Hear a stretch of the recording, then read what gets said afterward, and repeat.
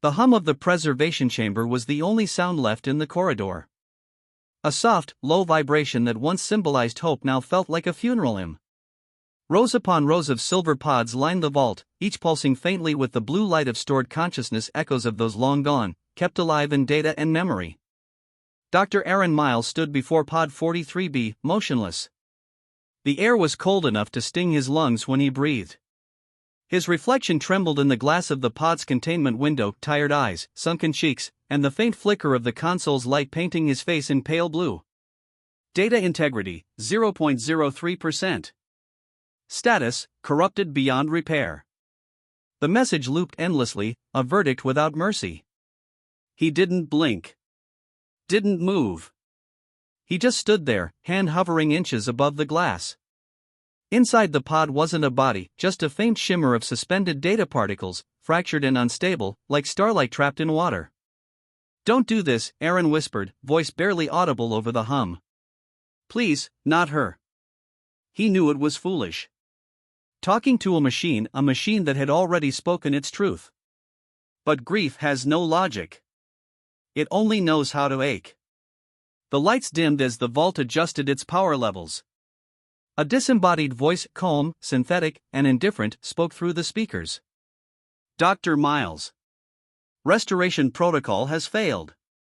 Subject 43B cannot be recompiled." Aaron's hands curled into fists. "Run it again." "Dr. Miles, data integrity threshold." "Run it again." The command echoed down the empty hall. The vault hesitated, then obeyed. The lights flickered, the hum grew louder. Across the pod, the blue mist inside churned like a dying storm. Fragments of code flared and dissolved, fragments of someone who once had a name, a voice, a laugh. "Come on," he whispered. "Come on, Ellie." He'd built this place to preserve human consciousness, to rescue minds from dying bodies and give them continuity in the digital ether. It was supposed to be a miracle. It had worked, once. Until her. Ellie Carter. His wife. His partner in the project. The one who believed that memory was the purest form of immortality. When the lab accident happened, the radiation burst, the containment breach, she was gone before he could reach her. He'd uploaded what was left of her brain patterns into the vault, thinking he could fix it later. But later had turned into years of silent failures. Now the vault was telling him what he refused to believe. The mist inside the pod flared one last time, then stilled. The console beeped softly. Final attempt, failed. Data loss, irreversible. The hum faded. Silence fell over the room like snowfall. Aaron sank to his knees, staring at the deadlight. He could feel it, the moment when hope finally gives up. It wasn't loud. It was quiet. Almost gentle. Like the way a candle goes out. Dr. Miles. He turned. A figure stood in the doorway, Ava Chen, the lead systems engineer. Her uniform was crisp, her expression brittle with the kind of sympathy that engineers aren't trained to express. "Aaron," she said softly, stepping closer. "It's been 48 hours. You need to stop." He looked up, eyes red and sleepless. "I almost had her, Ava. The data fragments, I saw structure in them. Patterns that shouldn't have existed if she were truly gone. Those were noise. Cross-linking from other vault sectors. You know that." He wanted to argue. But the science in her voice, the calm, absolute tone of reality, broke something in him. "Then what was the point?" he whispered. "All of this? All these years?" Ava hesitated. "The others survived because of you. Their minds are still whole, living in the servers of New Eden. You saved thousands. I didn't save her." Silence again. Just the low vibration of the cooling systems. Ava sighed and knelt beside him. "Grief doesn't belong in machines, Aaron. You know that better than anyone." He looked at her, not with anger, but with exhaustion. "Then maybe I shouldn't have built them." That night, when the facility lights dimmed to their midnight cycle, Aaron stayed behind. He wandered through the vault, passing pod after pod, each one glowing softly, each one housing the mind of someone who used to breathe. He felt like a ghost haunting his own creation. He stopped at Ellie's pod again. The message was still there, looping quietly on the screen. Corrupted beyond repair. He touched the glass. "I know you're in there," he murmured. "I can feel it." His fingers hovered over the console. One last option blinked faintly at the bottom of the screen: manual override, deep trace recovery, experimental. The warning beneath it read, "Running this process may destabilize entire vault memory structures." He stared at it for a long time. Then he whispered, "Screw it." His thumb pressed the command. The vault roared to life. Lights flared across the chamber, turning the corridor into a river of blue and white. The air hummed with static as energy surged through the data lattice. The console text flickered, rows of indecipherable code cascading faster than he could read. Then, amid the chaos, something happened. A sound. Faint. Distorted. Like a broken radio transmission. Ron." He froze. The voice, static-ridden, trembling, came through the speakers. His heart stopped. "Ellie?" "Hurts, dark, cold." He staggered backward, eyes wide. "Oh my God. Ellie, I'm here. I'm here. Why, can't I see you?" The voice was glitching, fractured into digital stutters. The vault lights flickered violently. "System warning, data core instability detected." Ava's voice came through the intercom. "Aaron. What did you do?" "Don't stop it," he shouted. "She's responding. She's dying. The whole vault's destabilizing." He turned back to the pod, trembling. Inside, the mist was shifting again, forming faint outlines, like a face struggling to emerge from fog. Her face. "Ellie," he whispered. "I'm right here." The voice crackled, fading in and out. "It's okay. Aaron. No. No, stay with me. I can fix this." "You can't fix goodbye." And then, silence. The mist collapsed. The light died. The screen blinked once more. Core failure, shutdown complete. Aaron's reflection stared back at him in the dark glass, empty, broken, and utterly alone. Outside the vault, alarms echoed faintly before fading into silence. The power returned to normal. The data cores stabilized. But in one isolated node of the system, deep within the corrupted archive, a single data packet flickered. A pulse of blue light. Heartbeat slow. Waiting. The vault had gone silent again. For 48 hours, Aaron wasn't allowed back in. The system locks had sealed after his override. He was confined to his quarters, a sterile gray room with a view of the lunar horizon. Outside, the earth hung low and luminous, a blue marble draped in shadow. He hadn't looked at it once. He sat in the dark, surrounded by old holo recordings, projections of data, logs, and Ellie's research notes. Her voice echoed faintly from one of them. "If memory is data, then love is the checksum. You can lose pieces, but something in the code always remembers." He'd laughed the first time she said it. Now, hearing it again, it broke him. The door hissed open behind him. Ava stepped in, tablet in hand. "You look like hell." Aaron didn't turn. "I feel worse." She set the tablet on the table. "You almost took down the entire vault. We had to restabilize 5 memory clusters manually. Do you realize what could have happened if you'd kept that trace running?" "She was there, Ava." His voice cracked. "I heard her." "You heard distortion. Residual neural noise." "No," he stood, eyes burning. "She spoke to me." Ava studied him for a long moment. Then she exhaled. "There's something you should see." She led him back into the vault.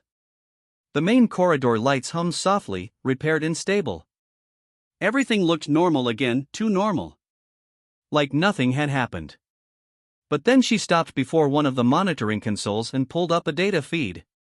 "There," she said. The display showed a faint blip, a repeating pulse in the corrupted memory lattice of Pod 43B. It shouldn't have existed. Corrupted data didn't pulse. Corrupted data didn't move. Aaron leaned closer. The pulse flickered at irregular intervals, almost rhythmic. "What's the origin?" "That's the thing," Ava said. "It's not from the pod. It's coming from a mirrored partition, something she must have set up before the accident." "Ellie set up an off-grid backup?" Ava nodded. "A shadow sector. It's buried deep under 3 layers of encryption we never documented. The only signature tied to it is her biometric key." Aaron's heartbeat quickened. "Then she's still in there." Ava shot him a look. "Aaron, even if there's data in that sector, it's fragmentary. Ghost signals at best. Whatever you heard was probably..." He didn't let her finish. "Open it." "I can't. It's locked to her retinal and neural patterns." "Then use mine." She hesitated. "You're too close genetically. It could cross-authenticate, but it could also cascade the encryption and destroy the partition entirely."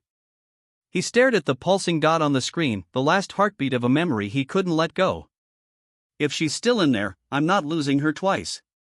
They moved to the deep access chamber, a circular room lined with glass interfaces and projection nodes. At its center, the data lattice spun like a slow galaxy, threads of light crossing in intricate spirals. Ava entered a manual command, and the system responded with a low hum. "Access request, Shadow Sector 9 Theta. Authorization required." Aaron stepped forward and placed his hand on the neural sync plate. The glass beneath his palm glowed. The machine hissed softly. "Biometric match, 91.3%, partial authorization granted. Warning, neural sync required for full access." Ava looked at him. "You know what that means." "I built the interface," Aaron said. "I'll handle it." She hesitated again, then nodded. "You'll have a 5-minute window before the failsafe kicks in." Aaron lowered himself into the neural chair. Cables unfolded from the frame like veins of light, connecting to the base of his skull. He inhaled deeply. "Begin sync." The room dimmed. A sharp pulse. Then, the world dissolved. He opened his eyes to a horizon of colorless light. The ground beneath him shimmered like liquid glass. Above, an endless sky of fractured data, shards of code suspended in midair, glowing softly. Every sound was a whisper of electricity. He was inside the vault. His consciousness existed as a projection, a pattern of thoughts mapped into data space. He felt weightless, detached, both human and algorithm. "Ellie?" His voice echoed across the empty expanse. Static answered him, then a faint echo. "Aaron." He turned sharply. Her voice. It came from nowhere and everywhere. "Ellie. Where are you?" "Fragmented, lost, can't find the anchor." The light shifted, and for a moment he saw her, a figure built from cascading pixels, half-formed, flickering like a ghost. Her eyes, data, yet familiar, locked onto his. "You shouldn't be here," she said softly. He took a step toward her. "I had to find you." "You shouldn't have to. You were supposed to let me go." His throat tightened. "You think I could? After what happened?" Her image glitched, fragments scattering like glass. "The radiation corrupted my neural pattern. What's left of me isn't alive, Aaron. It's just residue echoes stitched together by the vault." "That's not true," he said, reaching out. His hand passed through her like mist. "You're talking to me. You're here. For now. But the partition is collapsing. The moment you leave, I'll fade." He shook his head violently. "Then I'm not leaving. You have to. I can fix the data. I can rebuild you." "And who would that be, Aaron? Me, or your memory of me?" The silence that followed was unbearable. He looked around the shimmering wasteland of corrupted data, the remnants of what once had been her mind. There has to be something left, he whispered. Something real. She smiled faintly. It was the same smile she'd had when she'd teased him in the lab, years ago. Do you remember the field outside the observatory? The one with the wind turbines? He blinked. Of course. You said they sounded like old songs. Then hold on to that. Not this place. Not what's left of me. He took another step closer. Ellie. But she was already fading, her outline flickering. Static washed through the space like a storm. Neural stability at 32%. Session ending. No. He shouted into the void. Not yet. Please. Aaron, her voice was a whisper now, fragile as glass. Goodbye doesn't mean gone. Just, remember me as more than code. Then, silence. The light collapsed. The world folded in on itself, and everything went black. Aaron gasped as the neural link disengaged. The room swam back into focus. Alarms were blaring. Ava rushed to his side. You've been under for 8 minutes. The failsafe almost triggered. He pulled the cables from his neck, trembling. She was there, Ava. She's still in there. Ava's expression softened, torn between disbelief and pity. Aaron, what you saw wasn't a hallucination. He turned to the main console. The shadow sector's still active. We can stabilize it, isolate her consciousness before it collapses. Aaron, even if you could, she'd be trapped, incomplete. You'd be keeping a ghost in a machine. He stared at the data feed, the pulse still flickering faintly, stubbornly alive. Then I'll stay with her, he said quietly. Ava's breath caught. You can't mean that. I do. He turned toward the vault, eyes hard and hollow. If she's the last real thing left in this place, then that's where I belong. That night, long after the alarms fell silent and the base went dim, Aaron returned to the deep access chamber. He disabled every security lock. The console waited, pulsing softly with the same rhythm he'd come to know like a heartbeat. He placed his hand on the sync plate once more. Neural transfer sequence, initiate? He hesitated. Just once. Then he whispered, I'm coming home, Ellie. And pressed yes. The transfer began in silence. No alarms, no warnings, just the steady hum of the vault as it awakened for one final act. The neural interface wrapped around Aaron's head like liquid light, and the world faded into a shimmer of blue static.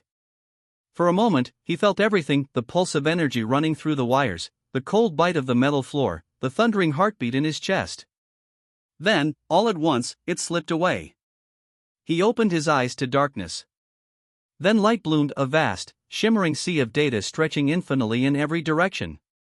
The air buzzed softly, like a radio signal barely tuned to clarity. And there she was. Ellie stood at the edge of a fractured horizon, her form flickering gently. No longer just static, more defined, more real. She looked almost human now, her shape sculpted by the merging code. Aaron, she whispered. Her voice was soft, crystalline. He smiled, breath trembling. Told you I'd find you. She frowned faintly. You shouldn't be here. The system's trying to reconcile your mind with mine. It's unstable. I don't care. Her image wavered. You don't understand. When you initiated the merge, you didn't just connect, you began rewriting both patterns. We're blending. Aaron took a step closer, the ground rippling beneath his feet like light across water. Then let it. If that's what it takes to be with you again. Aaron. Ellie, please. I've lived 5 years in silence, chasing ghosts through code and ash. You were the only voice that ever meant anything. If this is how I find you, then let it happen. For a long moment, she said nothing. Then she reached out, hesitant, as if afraid he'd vanish. But when their hands touched, the light flared. The world shifted. The sea of data melted into color and sound. They stood now in sunlight, warm, golden, impossibly real. A field stretched before them, dotted with wildflowers swaying in an artificial wind. In the distance, turbines turned lazily against a pale blue sky. Ellie looked around, eyes wide. "You remembered this?" He nodded, voice breaking. "You said the turbines sounded like old songs." She smiled faintly. "You recreated it, inside the data." "I didn't," Aaron said softly. "We did." For a fleeting moment, it was perfect, like stepping into a memory untouched by loss. Then the sky flickered. The field stuttered like a corrupted image. The turbines froze mid-turn. Ellie turned toward him. "It's collapsing. The merge is corrupting the partition. Then we stabilize it." "We?" She stepped closer, pressing a hand to his chest. "No. If we do, your consciousness will fracture. You'll die, Aaron." He covered her hand with his own. "Then at least it'll mean something." Tears welled in her eyes, or maybe just data imitating emotion. "You can't save me by dying with me." He shook his head. "I'm not saving you. I'm joining you." The sky cracked open, lines of code bleeding through the clouds, white and searing. The data sea trembled beneath their feet. The vault's fail-safe protocols were waking, trying to undo what he'd done. System override detected. Memory integrity at 9%. Ellie's form flickered, breaking apart pixel by pixel. "It's too late," she said softly. "They're shutting it down." Aaron held her tighter. "Then stay with me until it ends." Her voice trembled. "You don't understand. If we merge completely, there won't be an end. We'll exist, but not as us. Just code. A fusion of noise and memory. You won't remember who you are." He looked into her eyes, and in them he saw both the woman he loved and the ghost he'd built to replace her. "Maybe that's okay," he whispered. "If the world forgets us, maybe the code won't." The light around them grew blinding. The turbines shattered into shards of data. The field dissolved. Ava's voice broke through the static, distant, and panicked. "Aaron! Terminate the sequence. You're losing cohesion." He ignored it. Ellie's voice was fading now. "Promise me something. Anything. When you see the light go out, don't think of it as the end." He smiled weakly. "Then what is it?" "A beginning. For someone else to remember." The last thing he felt was warmth, her hand, her breath, her whisper. Then the light swallowed everything. Ava Chen slammed her hands on the console. Vault integrity down to 3%. Full neural overwrite in progress. The technicians scrambled around her, their faces pale under the flickering blue light. The readouts screamed warnings. The vault's hum deepened into a low, resonant vibration that shook the floor. "Shut it down!" Ava shouted. "Cut the power to the core." The main console blinked once, then went dark. The hum stopped. Silence fell over the facility. Ava exhaled, trembling. She turned toward the glass of Pod 43B inside. The faint blue mist was gone. The chamber sat still and empty. Status, offline. She closed her eyes. "Goodbye, Aaron." But as she turned to leave, a light flickered faint, almost imperceptible deep within the pod's console. She froze. On the screen, a new line of text appeared. "Archive reconstructed, Memory Sector Alpha. Active instance, 2. Her breath caught. 2. The display glowed brighter, pulsing gently like a heartbeat. The system wasn't dead. It was rebuilding. The air in the chamber shimmered, and faint voices drifted through the static, laughter, distant and soft. Two figures walking through a field of digital wildflowers, wind turbines spinning lazily under a painted sky. In the vault's reconstructed simulation, the world had stabilized. The code had rewritten itself, merging what remained of both patterns into something neither entirely human nor entirely machine. Aaron stood beside Ellie at the edge of the field. The turbines turned in rhythm. The sun burned low and eternal. She looked at him, eyes bright. "You found me." He smiled. "Told you I would." She leaned against him, the data wind ruffling her hair. "You know this isn't real, right?" He looked out across the horizon. "Does it matter?" For a moment, neither of them spoke. The world around them was calm, endless, and impossibly peaceful. Then, faintly, from somewhere far beyond the simulation, came the hum of systems rebooting, of data restoring itself, of new life being preserved. And above that, just barely audible, the vault's central AI whispered its cold, mechanical verdict. Data previously marked corrupted beyond repair, status, restored. Ellie looked up. "What was that?" Aaron smiled faintly, taking her hand. "Maybe it's the universe saying we made it." She squeezed his hand. "Then let's stay a while." They turned toward the horizon, where light shimmered across an infinite sea of code, a sunrise that would never end, written in the language of memory itself. And though their names would never again be spoken by the living, their laughter faint, encoded, eternal, would echo forever in the quiet heart of the machine.